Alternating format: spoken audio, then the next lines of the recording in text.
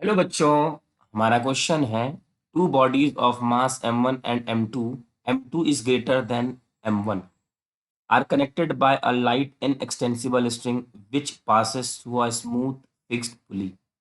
The instantaneous power delivered by an external agent to pull m1 with constant velocity v. तो बच्चों इसको इसका मास ज़्यादा है तो ये नीचे की तरफ आएगा, तो यहाँ पे ऐसा फोर्स लगाना है जिसमें वेलोसिटी कांस्टेंट। बच्चों वेलोसिटी अगर कांस्टेंट होगी तो एक्सीलरेशन क्या होगा? एक्सीलरेशन तो जीरो होगा। इस पे नीचे की तरफ लगने वाला फोर्स होगा m2g और ऊपर की तरफ लगने वाला टेंशन।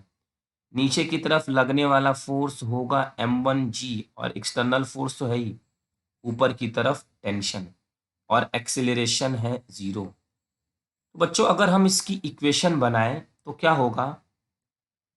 इस वाले सेकेंड वाले ब्लॉक की इसकी T minus m two g is equal to m2 into a होता है। अगर ये नीचे की तरफ जा रहा होता तो एक्सलेशन तो जीरो है, means T is equal to m2g।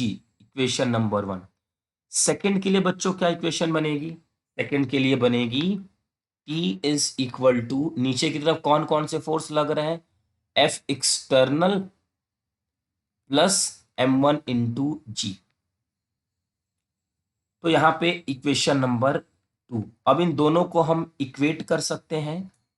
m2g is equal to F plus m1g। अब यहां से बच्चों f is equal to m2g minus m1g और ये हो जाएगा g m2 माइनस m1। ये है फोर्स की वैल्यू। हमसे पूछा जा रहा है पावर। पावर का फॉर्मूला होता है फोर्स इनटू वेलोसिटी। फोर्स की वैल्यू बच्चों जी m2 minus m1 into we. तो चलिए अब हम अपने ऑप्शन को देखते हैं, m2 minus m1 into G we. तो बच्चों जी वी दो ही ऑप्शन थे, ये दोनों तो नहीं होंगे। m2 minus m1 into G V, third option is correct.